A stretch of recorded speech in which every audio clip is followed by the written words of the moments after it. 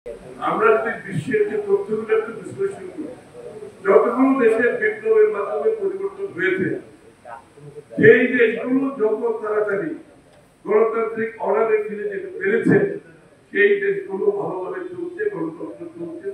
আর যেই দেশগুলো এই আমাদের মতো যে এখন কিছু লোক শুরু করেছে নির্বাচন বিরোধী কর্মকাণ্ড, গণতন্ত্র বিরোধী কর্মকাণ্ড, যে সমস্ত দেশে এই সমস্ত কর্মকাণ্ড বেশি দিন চলেছে, সেই দেশগুলোতে গৃহযুদ্ধ হয়েছে, সেই দেশগুলোতে অশান্তি হয়েছে, বিভাজন হয়েছে, রাষ্ট্র একটি কি বলে কি রাষ্ট্র ফেইল্ড স্টেট, একটা ফেইল্ড স্টেটে পরিণত হয়েছে।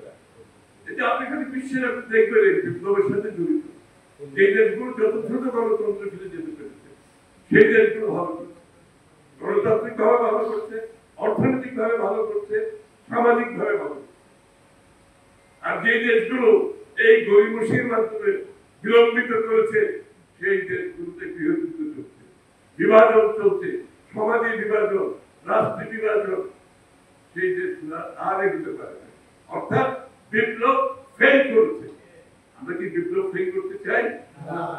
আর চাইলে তো আপনি যাদের জন্য যুদ্ধ করলাম, যাদের মালিকেরা নিয়ে যদি কথা বললাম, তাদের মালিকেরা দিতে এত কষ্ট কি আছে? আমি আগে একটা কথা বলেছি, যারা নির্বাচনকে ভয় পান তারা রাজনৈতিক দল কোনো দরকার নেই, কোনো দরকার নেই। আপনি প্রশাসন হিসেবে কাজ করেন, আপনি এনজিও হিসেবে কাজ করতে পারেন, আপনাকে রাজনৈতিক দল বলবেন আমার নির্বাচনে যাবেন না, জনগণের ভোটাধিকারকে আপনি বাধা করতে করবেন, গণতান্ত্রিক প্রক্রিয়াকে আপনি বাধা করতে করবেন, এটা তো গ্রহণযোগ্য হতে পারে। এটা যত তাড়াতাড়ি অনুধাবন করবো আমরা সবাই, বাংলাদেশ সামনের দিকে এগিয়ে যাবে। আর যদি এটাকে বিলম্বিত করে ওই জায়গায় নিয়ে যায়, যে সমস্ত দেশে আমি বলেছি গৃহযুদ্ধ হয়েছে, সমাজে বিভাজন হয়েছে, অর্থনৈতিক ভেঙে পড়েছে, ব্যর্থ রাষ্ট্রে পরিণত হয়েছে, সেদিকে আমরা যেতে চাচ্ছি না। সেখান থেকে তো মুক্তির জন্য আমাদের এই অঞ্চলে এত ত্যাগ, এত মানুষের জীবন দিয়েছি আমরা সবাই। এতদিন আমরা জেল খেটেছি, বারবার জেলে গেছি, কি জন্য? বিভক্তি সৃষ্টি করেছে সুতরাং দুই তিনটে জায়গায় আমাদের জাতীয় ঐক্যমত থাকবে। আবার অনেক জায়গায় ঐক্যমত হবে না। আমরা তো বিভিন্ন দল এখানে, আমাদের সকলের দর্শন এক, সকলের চিন্তা ভাবনা এক হতে পারে, উদ্দেশ্য এক হতে পারে। এই জন্য তো আলাদা আলাদা দল হয়েছে। যখন অনেকে ঐক্যের কথা বলে, তারা এটা ভাবে না যে জাতীয় স্বার্থে যে কোনো বিষয়ে আমাদের ঐক্য থাকতে হবে। বিভিন্ন দলের দর্শন, ভাবনা, চিন্তা, নির্বাচনকে নিয়ে দেশ কিভাবে চলবে, অধিকার কিভাবে, তাদের থাকবেই।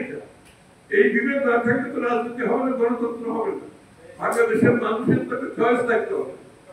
আমরা তো এখানে একজনই শাসন বাদশাহ করতে দিচ্ছি, আমরা আগের লোক শেখ হাসিনার বাপের মতো আমরা তো বাদশাহ করতে যাচ্ছি। আমরা সকলকে, সকলের অধিকার, কথা বলার, রাজনীতি করার অধিকার দিয়েই তো গণতন্ত্র। এটা আমরা এখানে বিভিন্ন দলে বসছি আজকে, এটা তো একটা গণতান্ত্রিক উত্তরণ, একটা ভালো দিক। এবং আমরা জন্য বারবার বলছি, রাজনৈতিক সংস্কৃতি পরিবর্তন না করলে শত সংস্কার দিয়ে আমরা কোনো লাভ হবে। আমরা একে অপরের প্রতি সহনশীল থাকতে হবে। আরেকজনের বক্তব্য আমার পছন্দ না হলেও আমি দ্বিমত পোষণ করে তাকে সম্মান জানাতে হবে তো আমাকে, তাই না? এই কালচারটা আসতে হবে, তাই গণতন্ত্র কাজ করবে। এই যে সাংঘর্ষিক রাজনীতি থেকে বেরিয়ে এসে সহনশীল রাজনীতিতে যেতে হবে, একে অপরের প্রতি শ্রদ্ধাবোধ থাকতে হবে। দ্বিমত তো থাকবেই, দ্বিমত থাকা মানে কিন্তু আমরা শত্রু হতে পারবো, ও আমার প্রতিপক্ষ আমি ভাবি না। আমি মনে করি রাজনৈতিক ভিন্নতা থাকে, এই কালচার আমাদের কালচার হয়ে বাংলাদেশে। আমি নিশ্চিত আমাদের পক্ষ থেকে আমি একটা কথা আমরা সবসময় প্রত্যেকদিন বলি, মানুষ মধ্যে এটা সুন্দর সুন্দর আমার বিরক্তি হয়েছে যে শেখ হাসিনা পালিয়ে যাওয়ার পরে বাংলাদেশের মানুষের মনোজগতে যে পরিবর্তন হয়েছে, যারা বাংলাদেশের মানুষের আকাঙ্ক্ষা বুঝতে পারছে, আগামী দিনে তাদের যে ভাবনা চিন্তা করতে পারছে না, সেই সমস্ত দলের কোন রাজনৈতিক ভবিষ্যৎ নাই, সেই সমস্ত ব্যক্তির কোন রাজনৈতিক ভবিষ্যৎ। মানুষ যে তাদের মনোজগতের পরিবর্তন ধারণ করতে হবে, ধারণ করে পরিবর্তন করতে হবে। সেই পরিবর্তন আনতে হবে জনগণকে সাথে নিয়ে।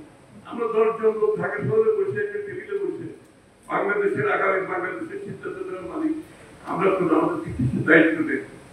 আমাকে জনগণের মাধ্যমে গণতন্ত্রের মাধ্যমে তাদের সম্মতির মাধ্যমে পরিবর্তন আনতে হবে।